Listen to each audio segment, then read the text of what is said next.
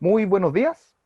Vamos a dar inicio a una nueva entrevista de la cocina de la historia. En esta oportunidad nos va a acompañar un compañero, un amigo, un investigador acá de Chile. Se llama Camilo Plaza Armijo, quien es licenciado en Historia por la Universidad Católica de Chile, por la Pontificia Universidad Católica de Chile, magíster en Historia, con mención en Historia de Chile por la Universidad de Santiago de Chile, y desde el próximo año va a ser estudiante del programa de doctorado en estudios latinoamericanos de la Universidad Libre de Berlín, ¿ya? Además es músico e intérprete de proyectos teatrales, ¿cierto? Y es un multifacético compañero. Hombre. Eh, Gracias. el título de la entrevista, ¿cierto? Es Represión y criminalización del anarquismo y del movimiento de trabajadores en Chile durante la primera mitad del siglo XX. Y nada, pues estamos encantados, ¿cierto? Le damos las gracias a Camilo por acceder a darnos esta entrevista, conversar, dialogar, y le damos la bienvenida acá en la cocina de la historia. Vale, Eduardo, muchas gracias por la invitación y ya desde ya felicitaciones por el programa, está bien bueno.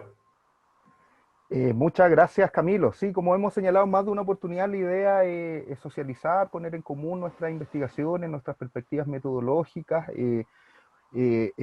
aprovechar este contexto también de pandemia, ¿cierto? Y estos medios digitales para democratizar el conocimiento y sacarlo también de la academia. ¿Sí? Yo creo que el público al cual apunta este programa en lo particular no solamente, ¿cierto?, la gente que tiene un interés académico por el anarquismo, por las trayectorias del anarquismo en América Latina y en otros lugares del mundo, sino también aquellos que tienen intereses, ¿cierto?, diversos y que están por fuera de la academia. Así que, como te decía, le damos las gracias nuevamente y vamos a partir con una primera pregunta que se relaciona más que nada con tus propios intereses, ¿ya? Con tu propia trayectoria. Porque a mí me da la impresión de que efectivamente hace algunos años tú partiste estudiando el anarquismo criollo, el anarquismo local acá en Chile, o algunos ciertos problemáticas que se vinculaban, ¿cierto?, con el anarquismo y que tiene que ver con conflictos huelguísticos. Me acuerdo de la huelga del mono en 1913, 1917, también el antifascismo libertario, anarquista en la década del 30, pero poco a poco, al igual que varios otros y otras investigadores, ¿cierto?, investigadoras de América Latina, derivaste, ¿cierto?, hacia el estudio de los aparatos policiales y de la policía, ¿ya?, de quienes han sido los encargados de una u otra forma de ponerle coto, ¿cierto?, o reprimir al movimiento de trabajadores y a los sectores más radicalizados del movimiento de trabajadores, entre ellos el anarquismo. Entonces la pregunta tiene que ver principalmente con eso, es decir, con cuándo nace tu interés por la historia y en particular por las temáticas que tú hoy día estás trabajando y que tiene que ver con esta relación entre aparatos policiales, movimiento obrero y también anarquismo. Eso, Camilo. Eh, bueno, el interés por la historia de chico, o sea, cuando era chico no pensaba no decía quiero entrar a la universidad a estudiar historia, pero sí me gustaban los cuentos de caballeros, mi hermana, mi papá me contaba, mi papá me contaba el Quijote, rayaba mucho con el Quijote mi papá, y me contaba la historia del Quijote. Habían algunos libros en la casa, enciclopedia o algún libro de historia tirado por ahí, y uno, porque como no sabía leer, miraba los dibujos. O sea, era chico, de ahí, bueno. Videojuegos también. Hay un par de videojuegos que no solo a mí, sino que a una generación, por lo menos de compañeros míos de la U, los llevaron a estudiar historia. Eh, no sé, cosas así, claro. Es una idea de la historia muy distinta a la que uno se hace después estando en la universidad. Eh, Resulta ser claro, mucho más complejo, mucho más emocionante también.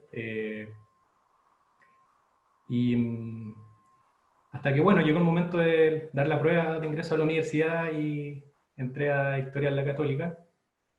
Me costó un poco enganchar un poco por el ambiente que había en la Católica.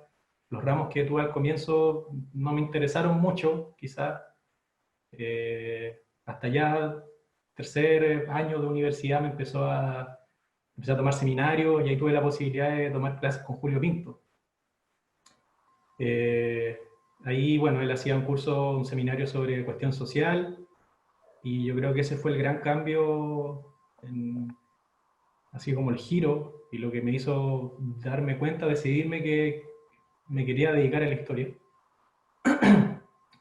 ya como con más convicción y buscando un proyecto propio, buscando una investigación, ¿cachai? Y ahí, claro, de ahí en adelante tuve la posibilidad también de tomar clases con otros profesores, Daniel Palma, Marco Fernández, que también hicieron profundizar más el tema de la historia social. Y, y claro, empecé estudiando historia social. En ese seminario de Julio Pinto hice un trabajo de investigación sobre la huelga del mono, que es una huelga de 1913 contra una fotografía para identificar a los trabajadores ferroviarios, una huelga que surgió de eso, en fin, bueno, tú sabes más que de eso que yo. Dicho sea de paso, ahí te conocí porque caché que me di cuenta que había un escrito sobre la huelga, y nada, de ahí dije, bueno, ya este tema ya está. Y también fue un momento en el que yo entré a estudiar, que había estaba a raíz del trabajo de Sergio Grez, de los anarquistas del movimiento obrero, empezó a haber mucha investigación en torno al anarquismo en aquel entonces. Y claro, a mí me interesaba, pero también me interesaba verlo como en relación a otros actores. Por eso después el antifascismo era, claro, el anarquismo en relación a los grupos fascistas locales, en Chile de los 30, y como los socialistas también entendían el antifascismo, verlo siempre como de una forma más amplia, porque también ya la gente, quienes se están dedicando a la historia del anarquismo, estaban a un ritmo muy rápido abordando varios temas. O sea, lo que hacía ahí, tú, no sé, Manuel, Los Lagos, Mario Araya, Víctor Muñoz, Yus Largo, etc. Entonces era como, bueno, yo traté de diversificar un poco también, y mientras investigaba pasaron dos cosas desde ese momento, desde ese año, tanto por el contexto local, estamos hablando hacia el 2010, como por el contexto, por mi trayectoria propia de lo que empecé a investigar, que por un lado, respecto a lo último, empecé a ver archivos del Ministerio del Interior, del Ministerio de Ferrocarriles, a raíz de lo de la huelga del mono, que fue así, eso ya así me terminó de encantar con la investigación. Porque claro, yo tenía, la formación en metodología cuando yo estudiaba en la universidad no era muy buena. Nos hablaba mucho de dónde revisar, yo uno por defecto, por lo que leía para las pruebas, qué sé yo, era casi todo prensa. Y claro, existían estos otros archivos muy poco explorados por lo demás, que tenían una serie otro universo de testimonios, de registros, etc. Y claro, a raíz de esa huelga empecé a ver, y yo utilicé un par de informes policiales de la huelga. Vamos a hablar más de eso después, así que lo dejo anunciado, pero me empezó a llamar la atención, por un lado, quiénes estaban detrás de esos informes, más que lo que decían, más que quiénes eran los sujetos referidos ahí, quiénes eran los que lo escribían, y toda la maquinaria que podía haber detrás de eso, toda la red de vigilancia. Y por otro lado, en el contexto, que lo que señalé, esos años, y ya el 2010 fue la gran razzia contra las ocupas por el caso Bomba. Y los años previos era un despliegue comunicacional de fiscales, de policías, hablando de los bombazos, expertos, psicólogos, reviviendo teorías así lombrosianas prácticamente de quiénes eran los anarquistas, quiénes eran estos sujetos, y hacían perfiles, casi que estaban viendo en el cráneo a la gente nuevamente. Y claro, ese día, cuando es este gran allanamiento en las ocupas en Santiago, que detienen a 14 jóvenes en aquel entonces, no tan jóvenes algunos, pero de alma muy joven. Eh, Ese despliegue también mediático de esta policía que se dedicaba a la inteligencia, que estaba investigando atentados, que de vez en cuando deslizaban la palabra terrorismo, que desde hace unas décadas en Chile les gusta tanto insistir, eh, me llamó la atención también y me reforzó la inquietud de investigar cómo se llevaba a cabo esta labor de represión política finalmente a lo largo de la historia. Y como estaba investigando a comienzos de siglo, decidí ya empezar a revisar un poco más qué era lo que había al respecto, y había bastante poco. Un par de historias oficiales. Después de eso, claro, al año siguiente que tuve clases con Julio Pinto, tuve clases con Daniel Palma, que investigaba, era un seminario monográfico sobre la historia social del delito. Y en ese ramo él también insistía harto que, claro, la historia del delito estaba un poco más avanzada en Chile, pero la de las policías, nada, prácticamente. Ese también ya fue el último empujón, digamos, que me arrojó a dedicarme al tema. Y después de eso, ya un par de años después, tuve la oportunidad de trabajar con Daniel Palma, con Vania Cárdenas también y Cristian Palacio, en un fondo, decir, sobre la policía. Entonces, policía del siglo XIX, comienzo del siglo XX. Y ahí ya, digamos que está digamos, encauzado en el tema.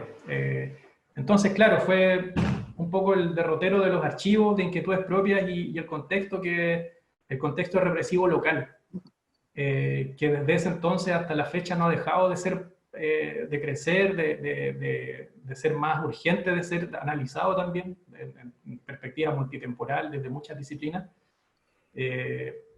Y claro, se vuelve un poco, o sea, un tema que es muy urgente en realidad. Y nada, pues, desde la historiografía tratando de aportar un poco en ese sentido. Eso Bien, sería más o menos el... sí, bien, bien. Muchas gracias porque nos da cuenta, sí, es interesante varias cosas las que tú señalas porque nos va dando cuenta de nuestras propias trayectorias, inquietudes, cómo también uno parte, ¿cierto?, con cierta idea o trata de ir perfilando una línea de investigación, pero a medida que va conociendo, no sé, nuevas perspectivas metodológicas, cómo se van ampliando ciertos temas también, nos dan cuenta también de la evolución de la disciplina en Chile. Y otra cosa interesante también de las que tú me mencionabas, que tiene que ver también con el tema de los archivos, es decir, cómo en muchos casos los archivos, la presencia, la ausencia de archivos también de una u otra forma van condicionando también nuestros propios derroteros investigativos. Así que, nada, interesante lo que tú señalas. Bueno, y lo otro, claro, eran tres cosas. Y lo otro es que, claro, a diferencia tuya, quizás por una cuestión generacional también, acá era como recurrente, gente vinculada como a mi generación, es un poquito mayor que la tuya, ya cerca, bordeando los 40, o lisa y llanamente ya sobrepasando los 40, muy influenciado en algún momento por la música punk, es decir, por el tema como más de la contracultura, por denominarlo de alguna forma. Pero quizá en tu generación el tema de los videojuegos, yo ni siquiera lo había pensado en ese sentido, claro, con contenido histórico juega también un rol relevante quizá en este interés por después estudiar historia, sin saber mucho uno a lo que va, porque yo creo que en realidad uno nunca sabe mucho a lo que va cuando estudia historia, ¿no? Después Sí, ya no en tiene la, idea. en la universidad misma uno como que va aprendiendo, y en realidad bien entrado a la universidad también, como tú decías, pues ya el tercer año, casi la mitad de la carrera, uno como que se da cuenta de que quiere hacer investigación o que se quiere dedicar a eso también, ¿ah? Así que bacán, gracias. Oye, ya entrando como con respecto a las temáticas, ¿cierto? A abordar, a conversar, ¿cómo evalúas tú el accionar del anarquismo a comienzos del siglo XX y la represión y criminalización a la que es sometido? Y te lo pregunto pensando en dos cuestiones, es decir, ¿por qué causan tanto temor y por qué es necesario vigilarlo, por qué es necesario tenerlo ahí un poco, estar, ¿cierto?, siempre atento a ellos, de sus movimientos? Y lo otro, pensando también en esta relación que tú has trabajado en alguna de tus investigaciones entre agitadores, policía y cuestión social, pensando sobre todo en los primeros años o en la primera y segunda década del siglo XX. Eso, Camilo. Yo creo que, bueno, desde el punto de vista de las policías o del área que investigo, el anarquismo tuvo el rol de impulsar la modernización policial, ni más ni menos, de impulsar una serie de reformas que, aunque tomaron mucho tiempo en ser aplicadas, obligaron a las policías a hacerse cargo de un problema del que antes no tenían mucho que ver. El rol del anarquismo originó un proceso de complejización, de burocratización, de evolución finalmente que se puede trazar hasta hoy y que explica la presencia de la inteligencia policial, de nociones, de conceptos como seguridad interior, conceptos que después pasaron ya a mediados del siglo XX a estar permeados por la doctrina de seguridad nacional, por la idea del enemigo interno. Y claro, de cómo los estados, por una parte, los conflictos sociales, como dice la profesora Valdivia, los conjuran con represión, pero también con legislación. O sea, son dos manos, zanahoria y garrote, como se suele decir más coloquialmente. Y claro, en ese sentido, la figura del anarquista muy mediática, una construcción que representa los antivalores en muchos sentidos, aparece como el enemigo radical de la república parlamentaria, el enemigo absoluto de la Belle Époque, del Chile salitrero. Y de alguna manera, en el imaginario de la clase dominante, el anarquismo rompe o amenaza con romper una unidad nacional en la que se sobreentendía que el roto, el gañán, eran dóciles, eran patriotas, si bien eran un poco borrachos o bastante, trabajaban, soportaban horarios de explotación, soportaban todo y ganaban guerra. Entonces, y por otro lado también rompe un poco lo que la historiadora Carmen Norambuena señalaba como la utopía del progreso, que es esta idea de cómo el fomentar la inmigración de ciertos países de Europa, porque no eran todos, hay que tener en ese sentido, había una jerarquización ahí muy racista también de qué nacionalidades europeas eran más provechosas para contribuir al desarrollo nacional versus otras, cómo esa idea de que la inmigración como algo positivo empieza a invertirse, ¿no? La inmigración parece que ya no es tan positiva. Entonces se plantea un problema, que es que necesitamos que lleguen migrantes, técnicos, artesanos, qué sé yo, para colonizar el sur, para fomentar la industria, en fin, también en el desarrollo intelectual. Entonces no podemos cerrar las puertas, entonces hay que hacerlo más selectivo. No podemos permitir que empiecen a entrar estos sujetos, que más que entrar, porque bueno, ya varios investigadores han comprobado que el desarrollo del anarquismo en Chile, en su desarrollo no hubo una relevancia tan radical de la inmigración, sino que eran cuadros más bien locales, que si bien habían redes de intercambio, fue un fenómeno más bien cuyos referentes eran de acá del país. Entonces, la idea del extranjero viene a hacer una especie de explicación como para exculpar la existencia de desigualdad, de explotación en el país. El descontento social, la cuestión social, no era tanto, o sea, si bien la reconocían, también hay que dar cuenta de que hay matices, si bien las reconocían, señalaban que las huelgas, que ya después lo que fue los motines urbanos, eran obra de elementos extranjeros que, digamos, no se condecían con los valores de la población local, también bajo esta idea de que los sectores populares son dóciles, de que son también fácilmente maleables, en fin, entonces esta figura aparece como un comodín explicativo de eso. También a raíz de las noticias que vienen de afuera, se van a esforzar en internacionalizar el conflicto interno, es decir, que no hay gente de acá, gente de afuera, entendiendo poco la realidad local que de alguna forma las policías la empiezan a ver desde antes. Los discursos parlamentarios, jurídicos de aquel entonces que insistían en estos temas, van a ser mucho más, o no van a tener quizás la profundidad con la que la policía empieza a ver esto desde muy temprano. La policía desde temprano ya está hablando de que hay que reformar los aparatos de control para hacerle frente al anarquismo desde comienzos de siglo. Y ahí vamos a ver también que el rol de la policía va a ser presionar por la mano dura, digamos, para reformar las leyes, entre ellas la ley de residencia, que vamos a ver después, la ley de imprenta, el derecho a reunión, de empezar a constreñir los derechos constitucionales que la Constitución de 1833, junto a las reformas liberales de la segunda mitad del 19, empezaron a modificar y que garantizaban varios derechos.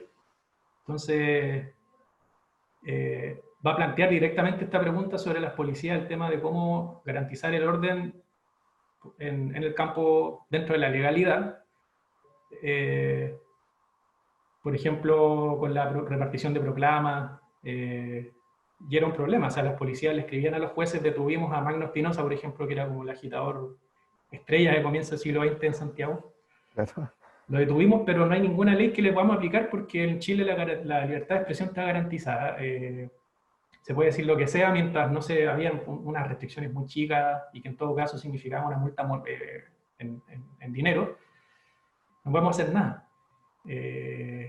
El derecho a reunión también está bastante permitido, había limitaciones a través de ordenanzas policiales, en fin, pero desde temprano se plantea la necesidad de reformar legalmente y hay algunos intentos, por ejemplo, uno que es bien relevante de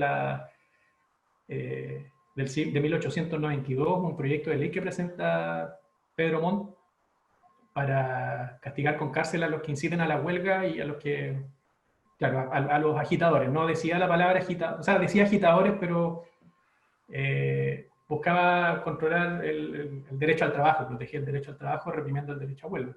La ley no se aprobó, después hay ordenanzas policiales también de esa 1897 que encargan de detener a los que vociferen proclamas sediciosas, en fin. Son intentos que de todas formas igual van a ser insuficientes, entonces la policía ahí se ve de manos atadas, pero por otro lado empieza a desarrollar una serie de mecanismos, un repertorio policial que va a ser va a tratar de moverse de la mejor forma en un contexto donde legalmente no tenía mucha atribución. Entonces ahí la policía empieza a utilizar todos los medios de lucha, por así decirlo, para reprimir a los agitadores, que también valga decir que no eran solo los anarquistas, también eran los socialistas que andaban por ahí ya dando sus primeros pasos. Y claro, ahí, si la ley no lo permite, ocupemos prácticas arbitrarias. Esa es un poco la consigna y ahí se empieza a desarrollar todo un repertorio, como decía, informal de formas de contener, de controlar, de observar al movimiento obrero, al anarquismo, al socialismo. Por ejemplo, ahí podemos citar el intento inaugural del Partido Socialista, creo que se llamaba, no sé, Socialista de Chile, no recuerdo, 1898 o 97, que la sesión inaugural donde habían varios socialistas y anarquistas, entre ellos Alejandro Escobar y Carvalho, Luis Olea. En la sesión inaugural la policía entra y a garrotazo limpio disuelve la reunión, se llevan detenido un par de personas. O antes de eso, la Sociedad de la Igualdad también tuvo un episodio muy parecido a mediados del siglo XIX. Entonces, también empiezan a vigilar, a recoger proclamas, algún panfleto que se tira, a leer los periódicos.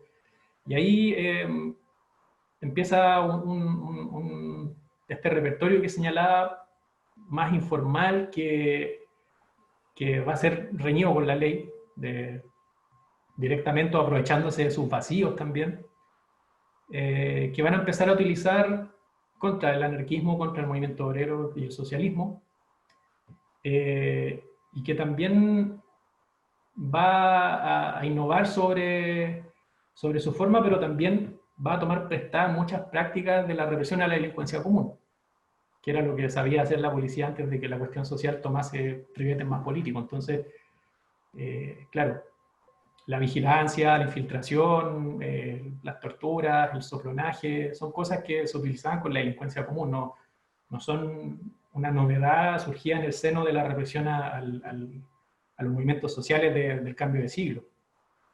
Y sobre esa base va a empezar a modernizarse la policía, con estos dos polos, que va a ser las prácticas amparadas por la ley y las prácticas arbitrarias o ilegales, etc.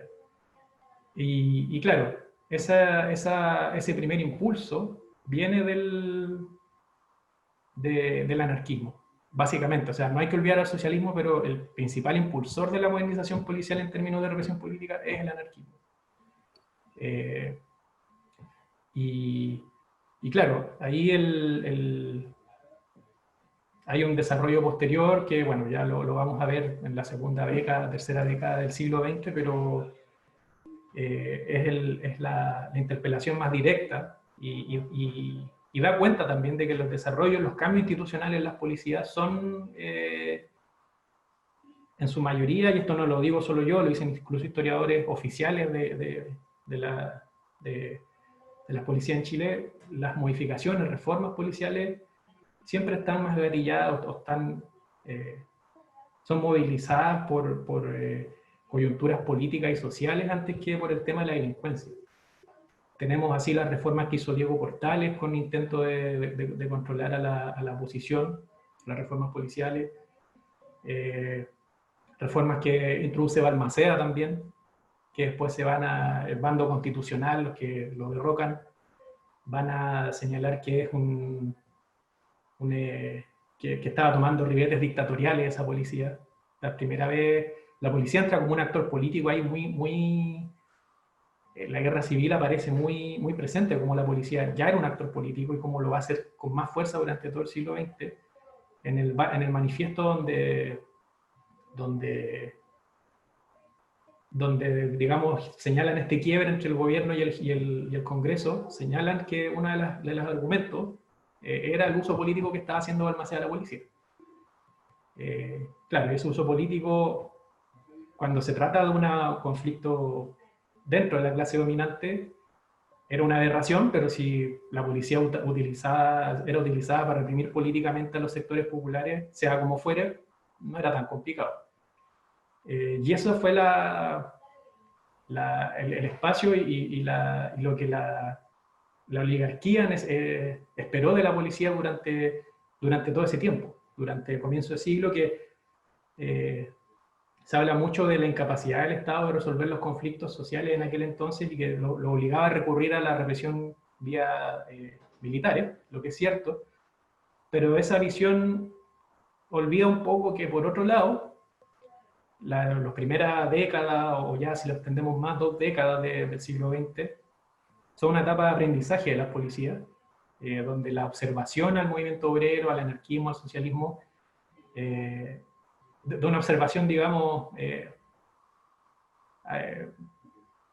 no en absoluto pasiva, sino una observación que intervenía, que reprimía, pero un aprendizaje que mientras tanto eran resueltos los conflictos más álgidos con los militares, la policía aprendía, iba vigilando, y en ese sentido es muy notorio que después de la matanza de Santa María de Iquique, hay un una comunicación de la policía de Iquique a la intendencia.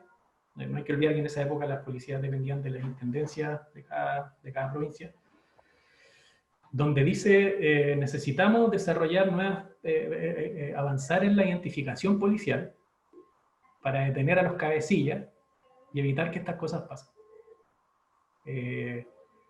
Ahí se entiende ya, que si bien habían esfuerzos por la identificación que son previos en Chile, fue muy pobre el tema de la identificación hasta yo diría por lo menos el año 24, que empieza algo más serio, pero estaba este esfuerzo por identificar a los cabecillas para desactivar estos conflictos. Digamos que ya evitar que escalen, detenerlos a tiempo, obviamente bajo esta idea de que teniendo a los cabecillas uno podía desarticular los conflictos, o que lo podían hacer también más sobrellevable. Eso, y por último también señalar ahí que en todo este periodo las policías no solo reprimen, no solo vigilan, sino que también en varios conflictos huelguísticos son mediadoras. Y eso habla también de la inexistencia de un aparato estatal que tuviese una repartición exclusiva dedicada a esto, que después va a ser la oficina del trabajo, en fin. Y cómo ahí tenía que ser una mediación política finalmente los conflictos, porque las huelgas tampoco estaban normadas hasta el año 17 con el decreto Yáñez. Entonces, ahí vemos huelgas donde están los patrones, los obreros, y entre medio está el intendente, está el comandante de policía. Entonces cumplen ese rol también, que va a estar a veces en el siglo, se va a perder un poco después, pero van a haber intentos de alguna forma después con el Frente Popular y temas que vamos a ver después, pero claro, todo este periodo es para cerrar la idea de tomar el guante de la cuestión social, de los reguetes más políticos de la cuestión social, y aprender.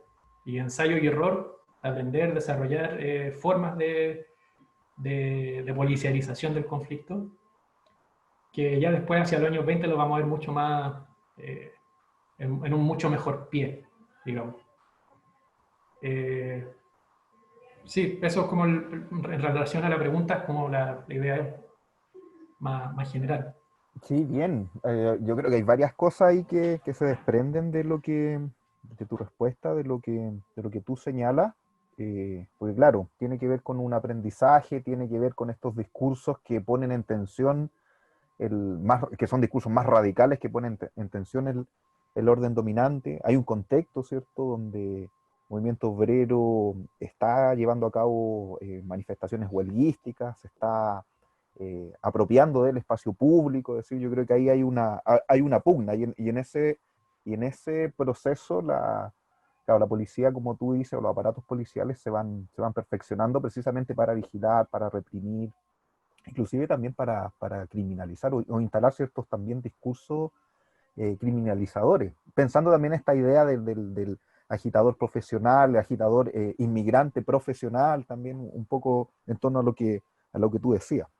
Y lo otro también pensando en cómo esta profesionalización claro, se configura en en las primeras décadas del siglo XX, porque después la policía va a tener un rol relevante que jugar. Yo siempre cuando pienso en el siglo XX, pienso en un siglo XX chileno que está caracterizado por la violencia política y por la represión hacia los movimientos sociales. De hecho, cuando uno piensa, es decir, el siglo XX se abre con un ciclo de protestas que terminan con grandes masacres obreras. Sabemos que en los años, ¿cierto?, que bordean el centenario de la República de Chile, también hay persecución contra los anarquistas y contra los movimientos sociales en general. Estamos pensando en 1911, y los coletazos también de esa persecución, 1912, 1913, el allanamiento de la peluquería al pueblo. Pero también después, claro, se instala, se crea la, eh, la ley de residencia en Chile en 1918, también un contexto de movilización social nuevamente. Está el proceso de los subversivos en 1920, las matanzas obreras durante el primer y segundo gobierno de Alessandri, y nada, pues, y podemos seguir, es decir, seguir hasta no sé, hasta la ley maldita, ¿cierto?, que se promulga en 1948 y que dura 10 años en Chile, que conculca derechos, ¿cierto?, políticos, civiles, de reunión, de asociación. Y finalmente la dictadura, del 73 hasta los 90. Entonces, claro, cuando uno piensa en el siglo XX chileno, es un siglo que está, insisto, mediado, está caracterizado por la represión desde el Estado, desde las clases dominantes frente a los movimientos sociales, ¿cierto? Y sobre todo los de corte más rupturista, más radical, donde está el anarquismo. Pero, y en ese escenario, claro, los movimientos sociales tuvieron que hacer frente a todo ese accionar represivo que parte desde el Estado. Entonces, yo creo que de repente creo que cuando pensamos el siglo XX de esta forma, ahí nos da nuevas luces también con respecto al accionar de los grupos rebeldes, si uno lo quiere plantear en esos términos. Pero bien, interesante muchas de las cosas que tú señalas, Camilo. Ahora, relacionado también con una de las cosas que tú mencionabas, ¿cierto? Te quería preguntar con respecto a la... Tú ya esbozaste algunas cosas, así como, ¿cierto? Como allanar el camino. Con respecto a la ley de residencia, es decir, qué es lo que es la ley de residencia, cómo surge, por qué surge, y también qué debates se dan en su interior, porque hay varios actores involucrados. Es decir, está el Estado por una parte, el Estado y las clases dominantes, que a rato son lo mismo. Eh, pero también están los grupos revolucionarios, ¿ya? Es decir, y los grupos más radicales del movimiento social. Y te lo pregunto también considerando, porque cuando uno revisa prensa en Chile y revisa los voceros de la clase dominante, el Mercurio por excelencia, ¿cierto? Pero también el Diario Ilustrado, de tendencia conservadora y otros periódicos, a mí me da la impresión, puedo estar errado, que juegan un rol importante, los medios de comunicación de la clase dominante, en ir allanando el camino para la implementación de esta ley. Y allanando el camino primero comunicacional, ¿cierto? Desde un punto de vista mediático, porque en muchos casos la condena hacia los anarquistas y hacia los individuos, ¿cierto? Y organizaciones más radicales del movimiento social en Chile en las primeras décadas, la condena primero mediática, moral, comunicacional, antes que la jurídica policial, ¿no? Entonces, la pregunta tiene que ver con eso, es decir, que nos hable un poquito de la ley de residencia, para quienes no saben qué es lo que diablo es, ¿cierto? ¿Qué es la ley de residencia? Cómo surge, por qué surge y un poco los debates que están detrás de la promulgación de esta ley. Eso, Camilo. Sí, bueno, a raíz de interesante volver a la ley de residencia, no sé si, bueno, a propósito de lo que pasó con la revuelta en octubre eh, y el Chile neoliberal que se inaugura con la dictadura, se habla mucho de que estamos una especie de que se volvió en gran medida a varios elementos que eran de la época de la cuestión social, digamos, un Estado inexistente o muy jibarizado en materia de legislación social, de derechos, y una respuesta represiva antes que todo, con una élite empresarial, política que está distanciada de la realidad de la clase trabajadora. Ensimismada. Claro. Y que está igual de impresionada ahora como quizás lo estuvo a comienzo de siglo y que nos lleva a declaraciones tales como el ministro de Salud anterior, señalando que no sabía que el país era tan desigual y otro tipo de disparate.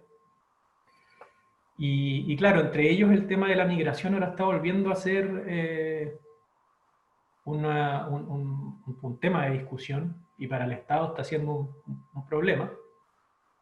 Eh, y ahí se habla mucho de cómo la ley migratoria es dura porque la dictadura implementó la ley del 1975 que es muy restrictiva. Y eso también da luces de cómo solemos entender cómo la memoria y a veces también reforzada por algunos trabajos historiográficos señalan que el contexto represivo actual se explica solo por la dictadura. Como si la dictadura y la Escuela de la América hubiesen inaugurado la represión en el país. Esto se relaciona mucho al mito también de la excepcionalidad chilena, El que ya oasis. varios, claro, lo así, que varios investigadores e investigadoras están cuestionando hace un buen tiempo. Elizabeth Lira con Brian Lobman, la misma profe Verónica Valdivia, y una serie de investigaciones más recientes también, eh, que han insistido más en este tema. que han visto cómo ese siglo XX post cuestión social también estuvo lleno de conflictos políticos y sociales que fueron violentamente reprimidos o que tenían, donde hay un aparato estatal, una arquitectura política, como aquí citando de nuevo a Lomban y Lira, que conculcaba una serie de derechos durante todo el siglo XX que ponen en duda qué tan democrático era el país. Y en ese sentido, claro, hay que entender que la migración como algo problemático reconocen un hito, reconocen la ley de residencia un hito, y un poco la vuelta, digamos, lo que cierra el círculo o esta repetición de hechos que nos enseñan siempre que la historia no se repite, pero rima. Esta es una cita que no recuerdo de quién es, pero donde esa repetición se vuelve muy notoria. Por ejemplo, Piñera, cuando el primer año de gobierno de su segundo mandato, del actual, señaló que había que proteger las fronteras con machete. Y curiosamente, la ley de residencia de 1918 fue bautizada por el movimiento obrero como la ley machete. Yo creo que Piñera no sabía este dato, pero sin duda que refuerza esta idea de qué parecido que es todo a la cuestión social. La ley de residencia de 1918 se aprobó después de que se presenta en 1912 en el Congreso y durmió mucho tiempo allí. Lo que era propio de la legislación en la época de la República Parlamentaria, que las leyes se demoraron un montón porque hay una serie no estaba regulado el periodo de la discusión, cuánto tenía que durar, en fin. Era un Congreso muy lento en ese sentido, y también donde primaba cierta ideología liberal de que las restricciones desde el Estado no eran del todo, en aquel entonces, o sea, comienzo de 1912 que se presenta la ley, donde no se quería sacrificar ese horizonte liberal, y después ya lo van a transar completamente la clase dominante, los sectores liberales. La ley está antecedida por una tesis o surge una tesis en los años inmediatos de que se presenta el proyecto, que se llama El anarquismo y la ley, de un abogado, José Guzmán Besanilla, creo que se llama.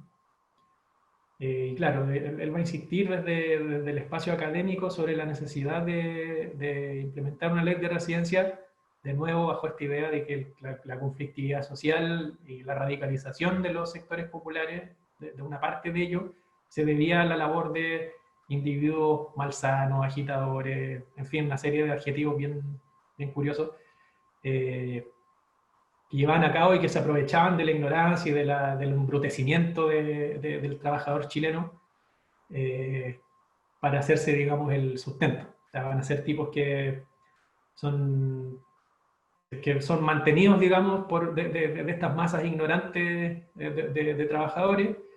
Después esto va a cambiar porque ya no van a ser mantenidos por estos trabajadores, sino que van a ser pagados por Rusia, van a ser pagados por Perú, van a ser pagados por Cuba después, en fin, por Venezuela el año pasado. Claro. Esta gente que su trabajo es agitar y destruir todo y en fin, todos estos sujetos comodín, digamos, que permiten desviar la atención y no entrar al debate sobre cuáles son las causas de la movilización. La ley se aprueba en la coyuntura del año 1918 en un contexto donde las marchas del hambre, que se llamaron unas movilizaciones de muy gran magnitud que hubo en 1918 y 19, que eran por el abaratamiento del costo de la vida, digamos, porque después de la Primera Guerra Mundial hay una escalada inflacionaria, y en fin, y que fueron protestas súper amplias. Dicen que se convocaron a 200.000 personas en la Alameda, lo que para la época, lo que era la población de la ciudad, de la capital, era muchísima gente. Y era un movimiento súper amplio que tenía anarquistas, socialistas, organizaciones católicas, estudiantiles, etc. ese movimiento, bueno, generó mucho temor en el gobierno, en la clase dominante, porque también estaba ocurriendo la Revolución Rusa en aquel entonces, y eso también va a cambiar un poco va a reconfigurar el panorama local en cómo se ven los conflictos internos, va a reforzar la idea del agitador y va a aumentar el miedo, es decir, oye, mira, ya están fusilando matando a los zares, tenemos que hacer algo acá. Entonces, en este contexto de agitación mundial, no solo en Rusia, sino que en todo el mundo, hacia la década del 20, la posguerra, son años muy agitados, sino que también por estas marchas masivas se decide aprobar la ley de residencia. Y bueno, la ley de residencia expulsan al primer expulsado, es Casimiro Bar, que después apela, porque la ley de residencia permitía apelar a la justicia en un plazo bien corto, igual era súper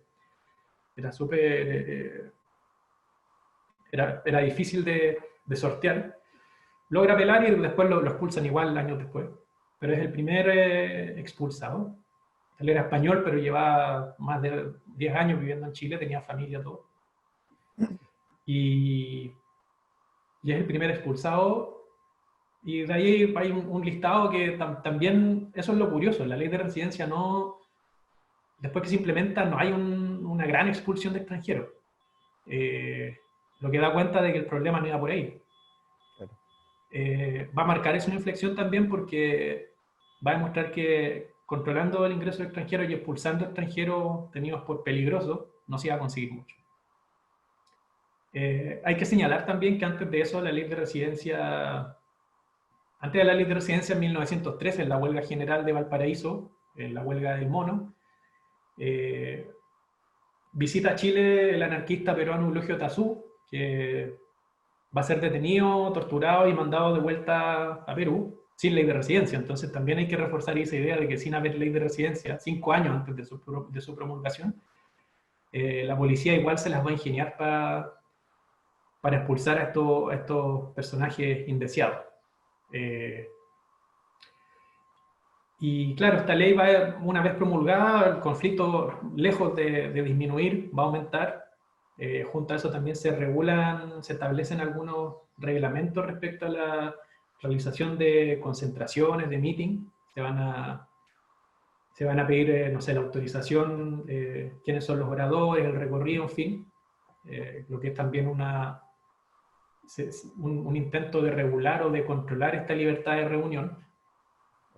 Y claro, en los años siguientes va a quedar claro que esta ley no va a tener efecto alguno en controlar el conflicto social. Y eso también va a hacer que varios sectores de la clase dominante empiecen a ver que son necesarias otras medidas, entre ellas la identificación, que también la ley de residencia contemplaba empadronar a los extranjeros. Y desarrollar, por cierto, el aparato policial, que era el encargado de la identificación también, pero desarrollar otras áreas de este repertorio, que van a ser la infiltración, la vigilancia, en fin. Y en ese sentido, la policía, para entender la criminalización, la policía es un actor más en la criminalización. Y la criminalización como tal es un proceso donde intervienen varios actores, entre ellos los que tú señaláis, la prensa. Esto va a pasar no solo con la ley de residencia, va a pasar con la ley maldita y con en todas las antesalas de las leyes represivas que se fueron aprobando en el siglo XX. Va a estar este proceso de crear el escenario represivo, envolver lo posible, porque para aprobar estas leyes, más que junto con necesitar los votos del Congreso, necesitáis un clima social que lo permita. Claro. Un clima de agitación, de miedo, de amenaza. Eso está pasando ahora mismo. Los camioneros que en este mismo instante están paralizados, queriendo aprobar un paquete de leyes represivas que por suerte no se han logrado aprobar todas desde la revuelta, algunas que venían de antes incluso, del primer gobierno de Piñera, y ahora están haciendo presión para aprobarlas. Y eso, a eso voy, el clima que tiene que haber para que se acepten este tipo de legislación, no solo en el Congreso, o sea, tiene que haber una...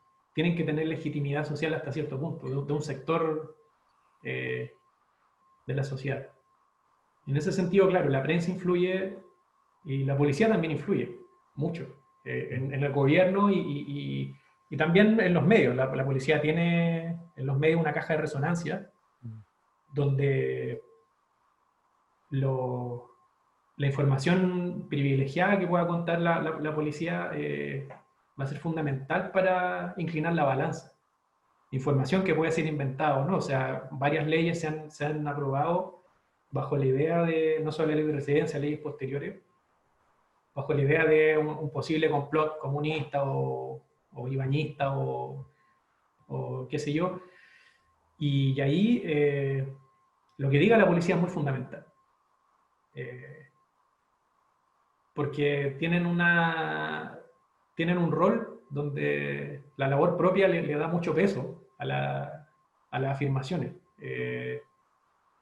Entonces, claro, en esa mancomunión policía, prensa, gobierno, eh, que es una comunicación mutua también, eh, se preparan estos escenarios. Y en ese sentido, claro, la policía ya venía advirtiendo, como te señalé, de que había que endurecer las leyes de inmigración, de prensa, etcétera.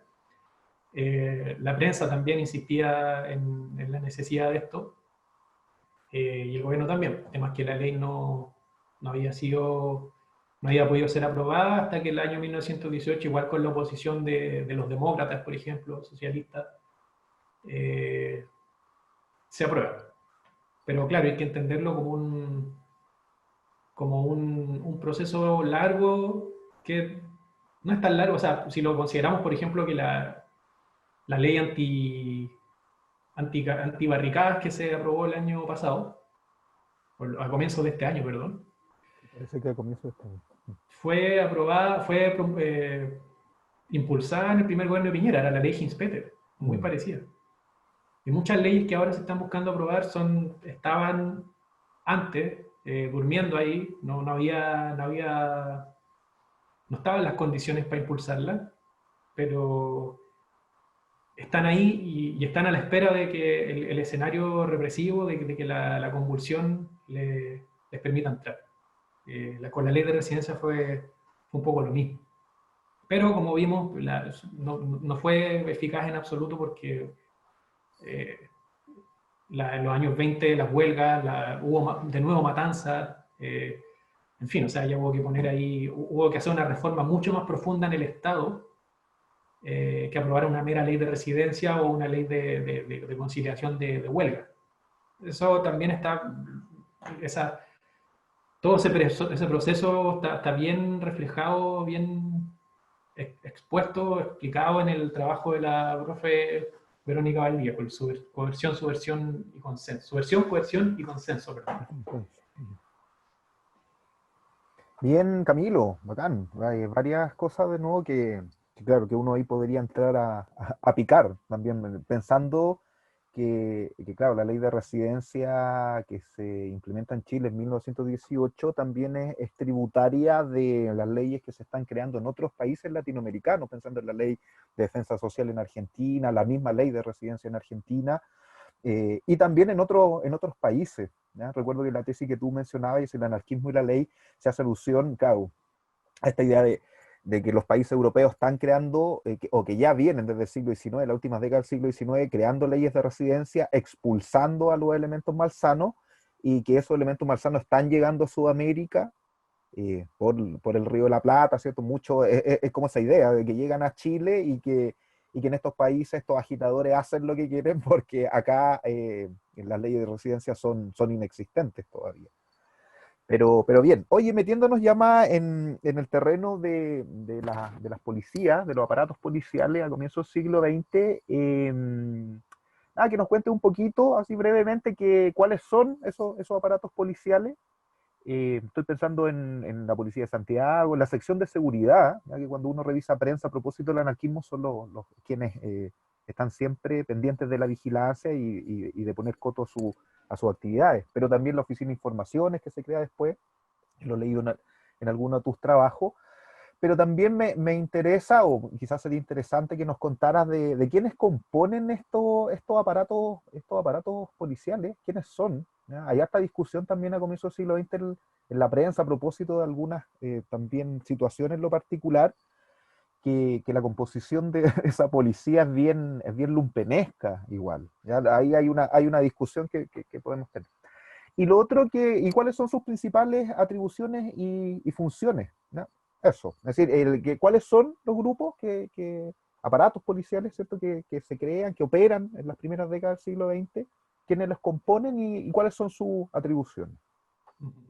Sí, mira, antes de eso, respecto al último comentario que hiciste, sí, hay que destacar hasta el cansancio que los referentes a comienzo, las primeras 2 décadas, por lo menos en Chile, en términos policiales, el referente fue Argentina, por la cercanía, por el desarrollo también que tenía allá las instituciones policiales y la identificación por sobre todo. Y claro, se mencionan leyes en otros países, en los países desarrollados, que, que regulan esta materia, y ese argumento, porque en la discusión respecto a la aprobación o no de leyes represivas, siempre está el argumento o la idea de que son retrocesos en términos de libertades. Entonces es un argumento muy común para impulsar y darle legitimidad a estas leyes represivas, que lo vamos a ver con la Ley de Seguridad Interior del Estado del 37, con la ley maldita, con las leyes que ahora Piñera también ha querido impulsar. Esta idea de que son leyes que se están adoptando en los países modernos. Que esto es modernizar, no es retroceder en las libertades, sino que es modernizar. Y ese es un argumento muy peligroso también. O sea, por un lado, habla de que hacia allá va todo, hacia allá va el desarrollo de las naciones, un poco. Por eso hay que aprobarla, porque si lo están haciendo en el primer mundo, nosotros también tenemos que hacerlo.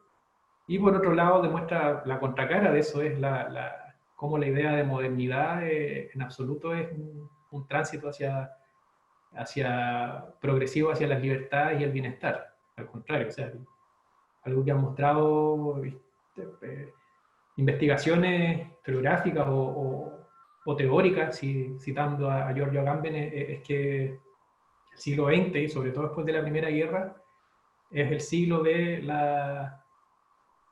estado de excepción, el siglo del retroceso de libertad, el siglo de las arbitrariedades también, que es que no es no es una aberración de la modernidad, sino que es parte de esta misma.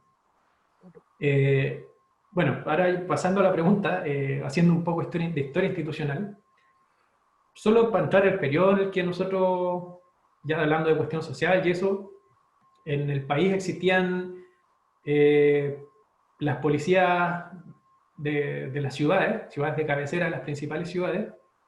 Estaban las policías comunales, dependientes de cada comuna, cuerpos chicos, indisciplinados, sin recursos, muchas veces tenían peores armas que los cuatreros a los que tenían que ir a apresar, tenían caballos más escuálidos, o sea, eran así precarios absolutos. Después, y más adelante van a estar los gendarmes de las colonias, que va a ser esta policía rural que va a aparecer en el sur para enfrentar el bandolerismo, que es el antecedente de Carabineros, la policía que tenemos hoy en día. Respecto a la primera policía, se dividía, tenía dependencia del gobierno a través de las intendencias.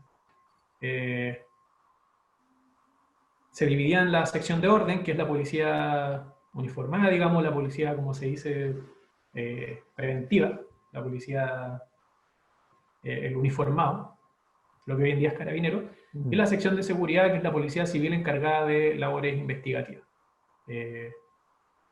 Así lo define la ley que las crea en 1896. Esa ley todavía no, en esa ley no aparece todavía el rol de la sección de seguridad abocado a perseguir agitadores. Todavía no está. Y tampoco de registrar nada. O sea, Eso es después, es en la marcha. Entonces esta policía todavía, a diferencia de lo que va a hacer Carabineros e investigaciones, esta reforma policial todavía no alcanza a tener a la cuestión social tan presente en su génesis. Tuvo una motivación política, que es corregir un poco las reformas policiales que se hacen una vez que Balmaceda, que cae Balmaceda, una vez que renuncia. Que bueno, que después de Balmaceda quedaron solo policías comunales, fue un caos porque eran puras policías chicas que no podían perseguir a los delincuentes más allá de los límites de la comuna, en fin, era así un escenario muy precario. Entonces esta reforma se hace un poco para ordenarlas y para darle un poco más de solidez y eficacia en el combate al delito. Esas policías, la sección de orden, la sección de seguridad, y la sección de seguridad le decían los pesquisas, la pesca, los cómicos, tira se le empieza a decir un poquito después, es la principal, es como la protagonista, digamos, de esta historia, de la represión del movimiento obrero. No hay que olvidar, eso sí, que la represión también la llevaba a cabo la sección de orden, la policía uniformada, que era la encargada de reprimir las manifestaciones. Y en ese sentido... De los sablazos. Claro, en ese sentido, de nuevo los conflictos sociales y políticos van a ser impulsores del desarrollo también de esta policía en materia de represión política, en la sección de orden. 1905, con la huelga de la carne en octubre, pero no solo la huelga de la carne, sino que también manifestaciones que hubo por las conferencias que daba el Pope Julio, este personaje, este agitador laico, que dio en abril, plantearon en Santiago, en la policía de Santiago, la necesidad de contar con una unidad que encargada del orden público, de la protesta, de los motines, en fin.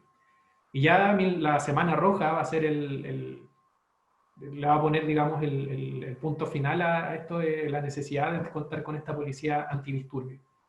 De ahí va a surgir la Brigada Central de esta policía, que va a ser la encargada de controlar. Y que es la antecesora de lo que hoy en día es Fuerzas Especiales, o le cambiaron el nombre, creo, en este momento a las Fuerzas Especiales, creo que se llaman... no me acuerdo, pero hasta hace poco les cambiaron el nombre. Esto lo reconoce así la misma historia institucional de estas unidades, ¿no? Uno lo traza también, pero ellos lo reconocen así. En términos de los métodos, eran súper precarios. O sea, disolver una manifestación a sablazo, a culatazo, con disparos al aire, con caballazo, cargas de caballería con lanza, eso se repite varias veces. Entonces, no es que solo la sección de seguridad esté dedicada a la represión política, sino que también la policía en su conjunto. Estas dos policías, bueno, en general la labor es muy precaria. Las condiciones son muy precarias de las policías. Se habla de bajos sueldos, de mucha rotación, de problemas de alcoholismo, de indisciplina. Y las policías, como lo ha probado Vania Cárdenas en su trabajo sobre la policía de Valparaíso, eran un poco el espejo de los mismos sectores populares. O sea, los mismos problemas la misma cuestión social entraba a los cuarteles. No había, ellos vivían en los mismos conventillos, padecían lo mismo finalmente. Y era una profesión, un oficio que era súper mal pagado. O sea, ganaba un poco más que un gañán, o sea, un obrero calificado ganaba mucho más que un policía. Y a su vez los policías no tenían montepíos, no tenían nada como para la jubilación o contra accidentes, tenían que pedir individualmente pensiones o para las viudas, los hijos, las hijas. Y en ese sentido hay una cuestión social policial, que también la clase dominante va a ser bien sorda a esa precariedad. Digamos que aprobemos leyes represivas, démosle más atribuciones para reprimir, pero las condiciones de vida de ellos dan lo mismo. Entonces ese apoyo, que es algo que se ve hoy en día también, o sea, la suboficialidad en Carabineros no viven como los generales. Hay una diferencia radical ahí de clase y, y, la, y las leyes en beneficio, de beneficio en términos sociales para la suboficialidad no avanzan al mismo paso que las leyes represivas. Ahí también hay un tema de clase que los mismos sectores dominantes no son capaces de ver, quizás. Pero en ese sentido, claro, el siglo XX también es un avance, hay avances como para las policías en términos de bienestar. Mismo 1905 impulsa una ley de retiro en la policía, se premian a los que participaron en la represión de las protestas y los saqueos, y surge esta idea, empieza a moldearse un poco esta épica, que es lo que Diego Galeano ha investigado para el caso argentino del deber policial, de la idea del mártir. En 1905, en 1905 en la explosión, a ojos de la clase dominante, que es lo mismo, o sea, ahora hay gente que decía que no vio venir lo de octubre, hoy también hay algo muy similar en octubre de aquel año, no lo vimos venir, claro. y pone, digamos, la cuestión social ahí en las narices, y impulsa también discusiones sobre leyes sociales que van a ser súper limitadas, también la ley de habitación obrera, la ley de la silla, el descanso dominical, en fin. Entonces, claro, hay que entenderlo también en términos de clase la policía, que son trabajadores de la seguridad. Y eso implica también, hay una experiencia en común con la gente, con quienes eran el objeto de la represión. Y claro, en ese sentido, la poca formación, los bajos sueldos atraían, y era un problema que todos los tesistas y todos decían, replicaban, atraía a lo más bajo de la sociedad, al lumpen un poco, y decían que ese era el gran problema de la ineficacia de las policías. Los bajos sueldos, la poca preparación también, o sea, formación policial como tal en país así ya regular, vamos a tener recién, para el caso Carabineros, en los años 20. Y la investigación es recién en los 60, ya podemos decir que todos los detectives que ingresaban cursaban la escuela. Entonces, claro, estaba esta idea de el lumpen, la policía es mala porque es el lumpen quien está ahí. Pero eso tiene una ventaja. Sobre todo en la sección de seguridad, que eran los que no andaban uniformados y eran los que andaban de paisano. Y habla también de la delgada línea que vivía entre el policía y el ladrón. Se habla de cómo a mediados del siglo XIX Juan Chacón, comandante de policía que la historia institucional reconoce como un intento de modernización de las policías durante su mandato, cómo Juan Chacón tenía a dos delincuentes, una pareja, como sus principales informantes del mundo del delito, y ellos recibían sueldo como por una planilla secreta, digamos, y son los orígenes que Benjamín Vicuña Maquena lo pone así. Y también en la tradición, la historia como policial en Francia también se señala esto, como los primeros investigadores, detectives son delincuentes.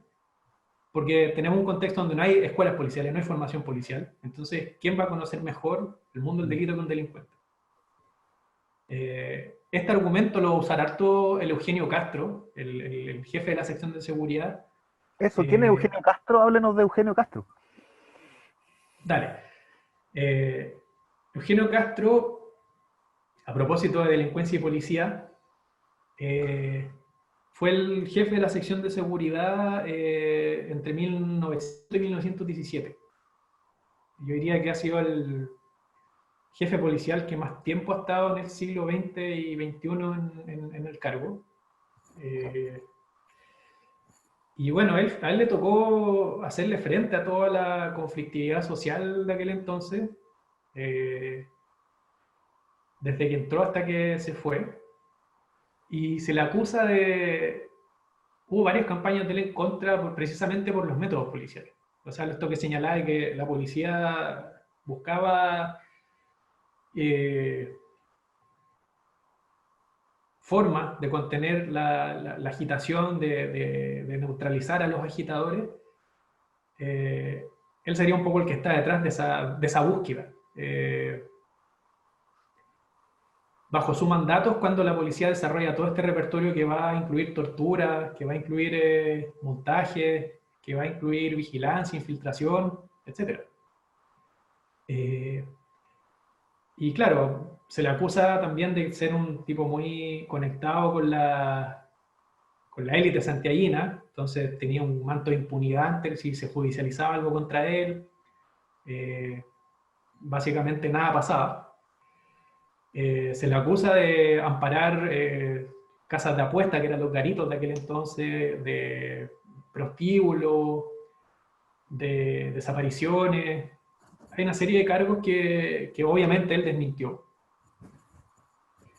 Y que después, bueno, vamos a hablar de su salida después, pero que apuntaban un poco a la corrupción de la policía de Santiago, de la policía de la sección de seguridad, y que también hablan un poco de la dificultad que implica pesquisar estos temas, los temas de la represión política y cuánto le cree uno a las fuentes. En aquel entonces no habían instituciones que observasen, instituciones formales, digamos, que observasen el comportamiento policial. Entonces las denuncias de tortura, los protocolos también para constatar lesiones, había muchas formas de saltárselo, los protocolos, todo. Entonces, los únicos testimonios con los que contamos son la prensa obrera, la prensa anarquista, La Opinión también, periódico como más, de ideas más progresistas que le siguió mucho la pista a Eugenio Castro, para constatar todas estas arbitrariedades. Y claro, ahí se insistía recurrentemente de que el tema, por ejemplo, de los bombazos, los varios bombazos que hubo hasta 1915, bueno, después hubo más, pero donde se concentran hasta 1913, si mal no recuerdo, que los bombazos los ponía la policía, que bueno, el caso de la represión en 1913, que investigaste tú, donde de Voltaire Argandoña, Hortensia Aquino, que ellos también relatan las torturas a las que son sometidos. Pero en fin, la prensa aparece como el único medio en el cual uno puede pesquisar las denuncias. Y también por lo mismo tiene una serie de desafíos como para ver qué tan verídico puede ser. Pero hay cosas que también, bueno, uno cruzando antecedentes se empieza a dar cuenta de, claro, los mismos historiadores policiales contemporáneos, algunos Eugenio Castro, van a refrendar esto. O sea, van a decir que Eugenio Castro era corrupto, que Eugenio Castro era... que se cometían torturas. O sea, en realidad la tortura como repertorio policial ha estado en todo el siglo XX, no es que Eugenio Castro la haya... tampoco hay tantos casos, o sea, no es que no hay miles y miles, Claro. los registros arrojan varios, tampoco es una epidemia. Pero los mismos historiadores policiales dicen que cuando Eugenio Castro deja la jefatura de la sección de seguridad, dejan de haber bombazos.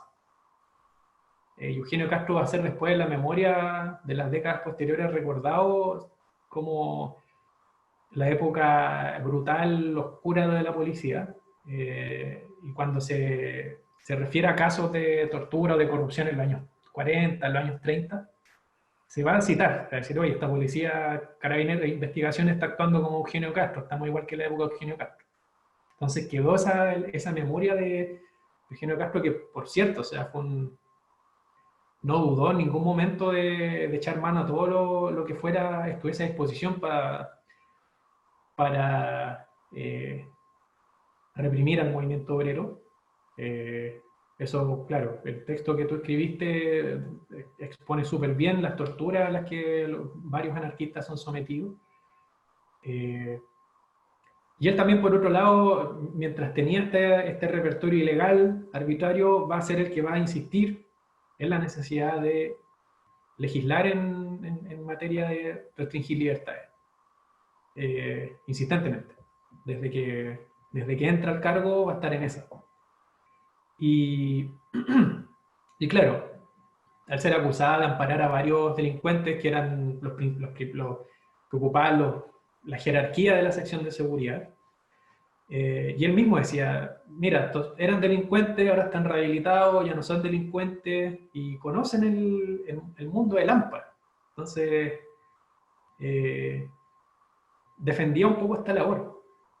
Él decía también que, o sea, o lo acusaban de que amparaba garitos y que él decía, sí, yo tolero un par de garitos porque así puedo vigilar mejor a la delincuencia, puedo vigilar mejor el mundo de la ilegalidad, que es lo mismo que decía Foucault también, de cómo el poder eh, tolera ciertos cotos de ilegalidad para observarlo mejor, para tenerlo en el foco, para poder cuadricularlo y vigilarlo.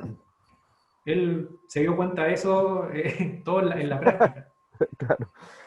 Y bueno, Eugenio Castro después ya el año 17 hay una campaña muy insistente de la Federación de Estudiantes, de varios actores del periodo por su renuncia y porque se pasase la justicia.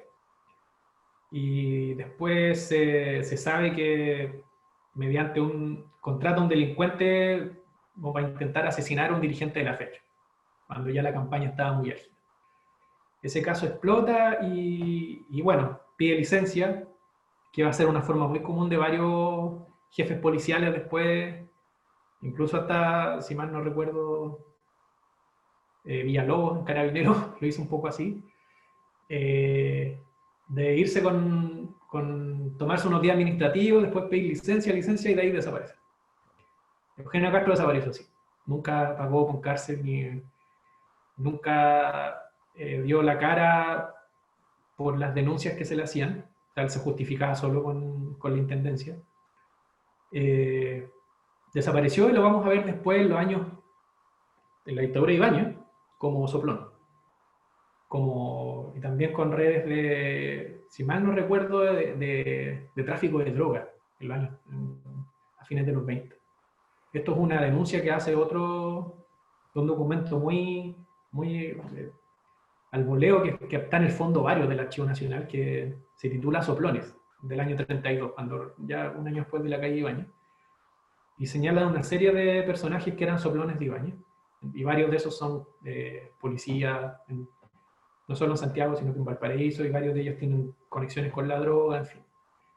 Pero claro, Eugenio Castro pasa a las sombras, de ahí no se sabe nada más de él, y deja una policía en lo informal muy a tono para reprimir, pero que formalmente en términos económicos, materiales, seguía siendo muy precaria.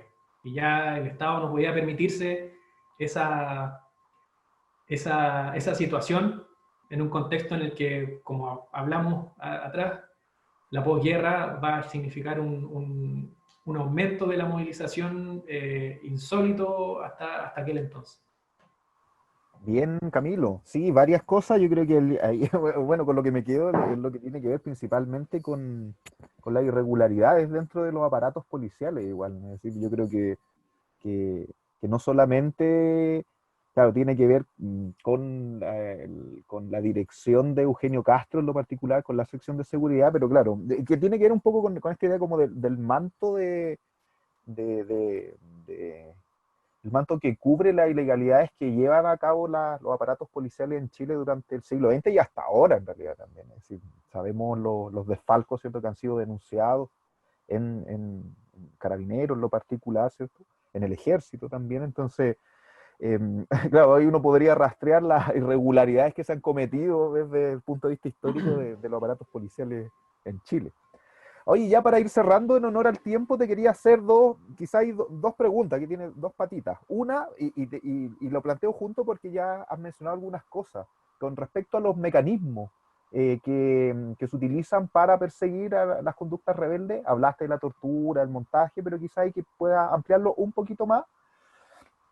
Y lo otro también, cómo esta policía, ¿cierto? Con las estos aparatos policiales con las características que tú nos has señalado, empiezan a transformarse ya en la década del 30. Me da la impresión a mí que con Ibáñez ahí, en lo particular, se genera un nuevo ciclo, ¿ya?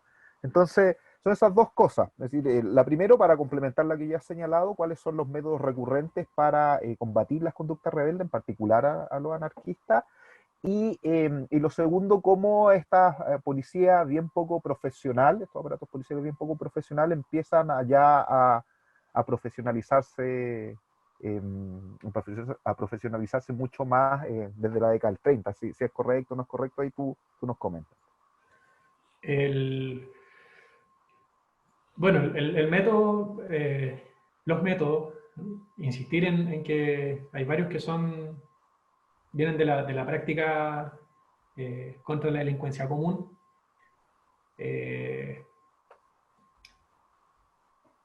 Pero también, claro, la represión política los va a sofisticar y va a redundar en cómo el Estado se va haciendo un archivo, va recolectando saberes de quiénes son sus adversarios o sus enemigos, o quiénes son los peligrosos o los que hay que tenerle sospecha porque no son tan peligrosos, pero en cualquier momento se pueden volver más peligrosos. O sea, es una especie de bola de nieve la preocupación del Estado, la sospecha estatal. Porque ¿dónde está el límite entre quién es digno de sospecha y quién no? Hasta los años 20 era el movimiento obrero, con anarquistas, socialistas, demócratas también, pero la clase política no estaba en la preocupación de la policía. Eugenio Castro no vigilaba políticos, a militares tampoco. Incluso con el intento de golpe que hay el año 19 del general Armstrong, la policía no parece preocuparse de eso. Y es porque, claro, la república parlamentaria, en la república parlamentaria la clase dominante, sean conservadores, sean liberales, van a resolver sus diferencias en el Congreso, en el Club de la Unión. Los militares también estaban bastante subordinados, entonces no era un problema todavía. Pero dejemos ese todavía.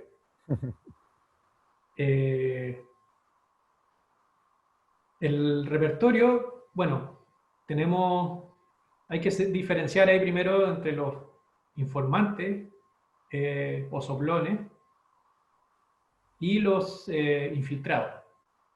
Son dos categorías distintas. El infiltrado se conocía en aquel entonces como el agente reservado, que no aparecía en las nóminas de sueldo, no aparecía en las nóminas en las listas de los cuarteles, sino que solo eran de conocimiento del comandante de policía y del intendente, y se les pagaba como por gasto reservado. La idea de eso era que no se supiera que eran parte de la policía, cosa que después cuando ya... que se da porque si bien el pesquisa, el detective luego van a estar vestidos de civil, es muy fácil reconocerlo. Entonces, aunque estén vestidos de civil, ya igual son reconocibles, lo que los limita para una serie de labores. Entonces tienen que existir estos agentes reservados, o si no también los informantes, que son civiles, que pueden ser de una misma organización o vecinos de algún local sindical donde se hagan reuniones, que son los que entregan información. Y ahí hay una subcategoría que según qué tan recurrente, sistemática sea la entrega de información, pueden ser soplones más ocasionales o ya permanentes, o sea, que no son de la policía, pero informan constantemente. Hay toda una tipología ahí del soplón que yo recomiendo siempre, un texto de Víctor Serge, que se llama Lo que todo revolucionario debe saber sobre la represión. Y él tuvo la gran suerte de entrar a los archivos de la Ojrana en Rusia después de la revolución, y revisar todas las fichas de los informantes. Ya los que son los informantes por venganza, por necesidad económica, en fin. Claro, los informantes también, la policía los tiene que manejar con cuidado porque puede ser gente que con tal de recibir plata va a empezar a entregar información, a agrandar cosas o a entregar información falsa directamente. Entonces, se tienen que tratar con un poco de cuidado. También, y rescatemos esto, cuando se habla de represión policial y se hace el vínculo con la inteligencia en el imaginario, porque también la idea de la noción, cómo culturalmente se ven los servicios secretos, está muy mediada y muy permeada por la cultura. Incluso los mismos servicios secretos en la actualidad se ven a sí mismos permeados por la cultura. El que se meta al FBI de seguro vio películas de espías, vio, no sé, la serie 24, por ejemplo, qué sé yo, y las policías utilizan también mucho los referentes culturales para legitimarse y también para atraer a los aspirantes. O sea, las gigantografías que uno ve de carabineros de investigaciones son portadas de películas, son afiches de películas. El carabinero así, musculoso, con el helicóptero atrás y la carabinera obviamente atrás porque es carabinera, o sea, porque estas instituciones patriarcales recurren a eso. Entonces, perdón. Se cree que son instituciones sofisticadas, de espionaje muy tecnologizado, muy complejo, de lenguaje encriptado, de hackers, en fin, de dobles agentes, de lápices que disparan y todo eso, pero es mucho más precario, por lo menos en Chile. Y lo es un poco hasta el día de hoy. Digamos, el hecho de que hayamos tenido un montaje policial con un software que supuestamente podía interceptar comunicaciones de Telegram, habla de lo precario que sigue siendo el día de hoy todo eso. Y así lo era antes también. Y por eso hay que resaltar la idea de cómo métodos del combate a la delincuencia común se pasan para la represión política. Ahí, pero lo relevante sí es que el Estado empieza a hacerse un inventario, empieza a generar memoria sobre quiénes son sus amenazas y empieza a funcionar en torno a eso. Lamentablemente, hay muchos, los archivos aquí en Chile, a diferencia de Argentina, por ejemplo, que los archivos policiales existen, en Chile no existen. En Chile lo que uno ve son comunicaciones que llegan a la Intendencia y que llegan al Ministerio del Interior de las policías. Pero no existe un archivo policial, o sea, existen pero están cerrados. Ese tema en Chile de los archivos y los archivos policiales en particular es muy interesante y es muy urgente de que se legisle en torno a su apertura. Si vamos a hablar de una reforma a las policías, tiene que ir acompañada de una apertura de su archivo. Bueno, en fin, Camilo, te quería comentar que yo no sé si lo leíste hoy día, yo lo leí, una noticia en el periódico El Descubierto, donde se hace alusión de que los archivos de la CNI fueron quemados, precisamente en el contexto de la detención de Pinochet en 1998, es decir, ahora, hace poco tiempo igual. Pero eso, no sé si lo sabías, hoy sí. día como...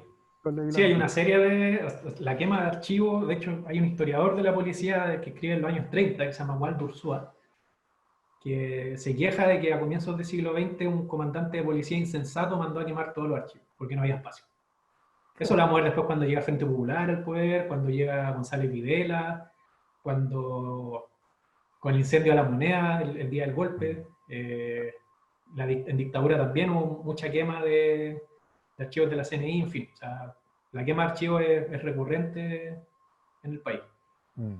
Por lo mismo no sabemos cuánto hay. O sea, es una sombra que está ahí, que sabemos que existe, pero no sabemos cuál es su extensión.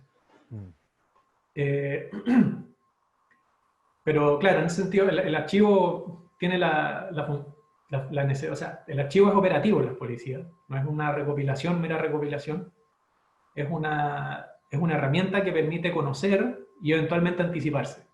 Y esa es la definición misma del concepto de inteligencia. El concepto de inteligencia no se utilizó en las policías como hasta los 60 en Chile. Pero yo prefiero utilizar el concepto policía política, porque inteligencia a veces tiene mucho esto, o la acepción que se le da desde las policías trata de ser muy aséptica. Eh, pero volviendo al, o sea, el repertorio era así, era sencillo de alguna forma, pero eficaz. Sencillo pero complejo. Yo he hablado con detectives que me han contado, por ejemplo, el caso de las torturas. Bueno, uno me contó que nunca, él sabía que investigaciones ya en el siglo XX a mediados torturaba, pero él nunca estuvo y nunca le enseñaron a torturar en la escuela. Eso no te lo enseñaba en ningún lado. Le pregunté a otro detective que había trabajado como hasta los años 60, el primero que te hablé entró en los 60 a la escuela. Y él me decía, como le preguntaba, ¿y ustedes golpeaban a los detenidos? Me decía, sí, él no trabajó en la policía política, pero la experiencia es muy similar. Me decía, sí, lo hacíamos, y claro, cuando no querían confesar o lo obligaban a asumir algún delito, lo amenazaban con que los iban a tirar de la ventana para abajo, o los iban a meter a un horno, y les daban golpes, obviamente, en algunos casos más graves que otros. Y yo le decía, ¿y usted a alguien le enseñó a golpear detenidos? Y me decía, no. ¿Y cómo aprende? Mirando. Había una cotidianidad, una práctica policial que iba decantando en cada individuo y donde se iban aprendiendo los gajes del oficio. Mm. Y él decía, ¿cómo se le ocurrían estas cosas de amenazarlos con meterlos a un horno y todo eso? Y él decía, es que la imaginación da para mucho. Y claro, la imaginación da para mucho y a veces en cosas simples se puede obtener mucho. Este otro policial que yo le preguntaba, le decía como, porque aquí hay que señalar algo, por lo menos para los años 30, la cantidad de informes, de memorándum de la Policía de Investigaciones ya en ese entonces, la Dirección de Investigaciones, está en la magnitud que hay, o sea, es un informe diario de 15 organizaciones obreras de Santiago, partidos, organizaciones, seguimientos a individuos, en fin, o sea, es así, es gigantesca. Y si uno calcula el número de agentes que habían repartido en todo el país también, no dan las cifras. O sea, esto se mantuvo con una red de informantes eh, no menor. O sea, el hecho de tener una reunión de una célula comunista con 3 personas y que esa reunión esté informada punto por punto, es porque de esos 3 había uno que era infiltrado o era informante. O alguien que estaba en la casa del lado. Porque también se hacía mucho eso, de ir y preguntar, oiga, aquí al lado, aquí al lado se juntó el sindicato de, no sé, de carpinteros, sí. Ah, ¿y qué hicieron ayer? No, ayer se juntaron este otro. O sea, como de copuchar con los vecinos, también es un método policial. Después hay otros más complejos, o más los seguimientos que algunos son incógnitos, otros que se deja ver que el personaje está siendo seguido por alguien, como para cohibirlo. Escuchas telefónicas, eso lo vamos a ver más después. Intercepción de correspondencia y la tortura. Que volviendo al tema de la tortura, se reconoce mucho que durante la dictadura Ibáñez se torturaba o como que ahí pesase un poco, cosa que no es cierta. Pero sí con el caso de Ibáñez se sofistica un poco. O sea, ya entre el 27 y el 31, todavía no logro situar bien qué año, pero se empezó a usar la corriente. Eso ya con mayor probabilidad se empezó a usar después que mandan a Ventura Maturana y a otro grupo de policías a estudiar a Francia. Pero ahí ya se habla de la corriente, del uso de corriente, y de otros repertorios que también algunos son bien similares a la tortura que vamos a ver en los 60, en los 70 en el Cono Sur, en América Latina. Privar del sueño, ahogamiento, fingir fusilamiento, en fin, o sea, el repertorio es larguísimo. Pero, claro, de hablar de un repertorio tan tecnologizado, en absoluto, o sea, era bien rudimentario, pero por lo mismo, era rudimentario porque había demostrado ser eficaz. Y ya para cerrar y pasar al tema institucional, todo ese repertorio que hemos conversado desde final del 19, comienzo del 20, se va a mantener en el periodo que yo le pongo de reformas policiales, que es entre el año 24 y el año 33, La reforma de las policías, igual que la ley de residencia, estuvo durmiendo mucho tiempo en el Congreso, hasta que el año 24 llegan los militares, dentro de las primeras leyes que promulgan, además del accidente de trabajo y todo esto que se enseña comúnmente de que se legisla en materia laboral y de accidentes, dentro de esas primeras leyes están también las leyes de reforma de la policía, la ley de identificación universal. Chile va a ser uno de los primeros países en el mundo en tener identificación universal. Y es porque, claro, los policías, o sea, perdón, los militares sabían de la importancia de la policía, de una policía que fuese capaz de anticiparse, que fuese de escala, ojalá nacional, para contener los conflictos. Ellos también ya sabían que la represión militar no era suficiente para esto. Los mismos militares decían, no podemos seguir masacrando gente porque nos está resultando, etc. Y son muy conscientes de eso. Y eso hace que el movimiento militar del 24 sea bien recibido por las policías. Porque, claro, se modernizan en términos institucionales, ya ahí tenemos la sección de investigaciones, se pasa a llamar, en reemplazo de la sección de seguridad, que ya va a tener en su ley, en su reglamento, responsabilidades sobre la seguridad interior. Ya aparece ese concepto. Entonces tenemos que, siguen siendo policías por ciudades, pero ya mucho más modernas. Tenemos también que pasa entonces el cuerpo de carabineros, también estaba no solo en el sur, sino que también en zonas salitreras, incluso en Santiago. O sea, el cuerpo de carabineros parte como una policía rural que se expande a todo el país y que empieza a mostrar buenos resultados porque era más disciplinada y era bien dura también para reprimir lo que pasó en Puerto Natales, lo que pasó en el Lota el año 21, en fin. Entonces, esta primera etapa, la siguiente va a ser el año 27, cuando las policías que habían, que era el cuerpo carabinero, las policías de la ciudad y las policías municipales, se unifican bajo el Carabineros de Chile, que va a llamarse. Y claro, Ibáñez es bien explícito en eso. O sea, habla de la necesidad de una policía como para forjar este Chile nuevo, una policía que tiene que ir de la mano, que es fundamental en este periodo de reconfiguración estatal también. Que va a ser fundamental y que tiene que ser una policía disciplinada de alcance nacional y bien equipada. Entonces, claro, se habla que Ibáñez se creó esta policía como para guardia pretoriana, digamos, para protegerse a sí mismo, lo que puede ser cierto, pero más que eso, lo relevante es que los militares, el movimiento militar ya venía pensando en reformar las policías de antes. Entonces, y este periodo ya, bueno, con Carabineros, que se unifican todas las policías, y el Servicio de Investigaciones era parte de Carabineros, con la policía político-social, como se le conocía, es donde se van a registrar todas estas torturas, muertes,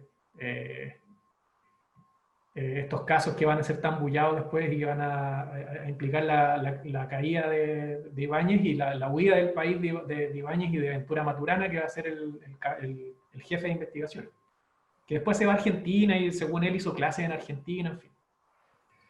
Pero, claro, la policía civil, la policía de investigaciones, por varios problemas internos no pudo estar, no funcionaba muy bien dentro de Carabineros, seguía siendo una policía corrupta y a raíz de 2 asesinatos que hay en el año 32 a manos de la policía de investigaciones, es que se separa.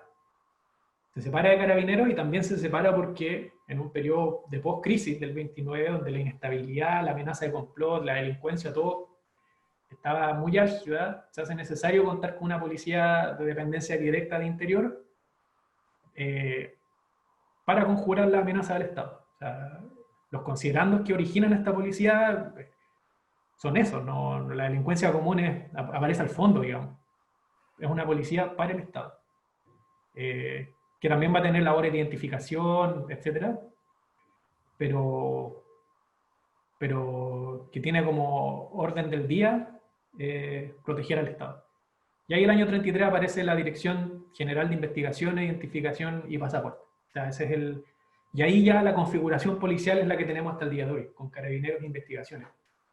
y demostró ser muy ágil y muy eficaz desde el punto de vista de la mantención del orden durante todo el siglo XX, al punto de que la dictadura, una de las pocas cosas que conserva del Estado de este siglo XX corto, es Carabineros de Investigaciones. No la disuelve, hay modificaciones internas, pero no inmediatamente después del golpe, sino que, bueno, dan de baja a varias personas, en fin, hay hasta detenidos desaparecidos que fueron parte de la Policía de Investigaciones, pero institucionalmente no hay grandes modificaciones. Entonces, esa policía que estas instituciones policiales que desde el comienzo del siglo XX se preparan, van haciéndole frente lo mejor que pueden al conflicto social, se desarrollan, se modifican, se unifican con Ibáñez, y en este periodo, a mediados de los 20, es cuando se consagra la necesidad de contar con la policía y la importancia de la policía para la integridad del Estado. Que es una institución que tiene otro saber y otras formas para conservar la integridad del Estado, distinta a la de los militares. Es un saber distinto. Y que después adquiere mucha relevancia ya como una policía que no va a informar solo sobre el movimiento obrero o los comunistas y socialistas después, los años 30, los anarcos ya para los años 30 existían, pero van en declive. Sino que también va a estar preocupada de vigilar a la clase política en su conjunto, a los militares también. No hay que olvidarse que desde los 30 hasta que Ibáñez muere, estuvo detrás o se le sospechó estar detrás de cuánto complot tuvo. Entonces, había un sector de los militares que siempre tuvo simpatías con él y siempre habían, y de vez en cuando aparecía alguna amenaza de golpe. Entonces va a ser una policía que ya no va a estar solo preocupada de eso, y ya no solo preocupada de los eventos más críticos, sino que de cómo avanza la cotidianidad, de ir escuchando, de ir percibiendo, que una filósofa francesa que se llama Hélène Lullier define como previsión esta labor de ocultar la opinión pública, como para anticiparse aún más a cualquier foco de conflicto.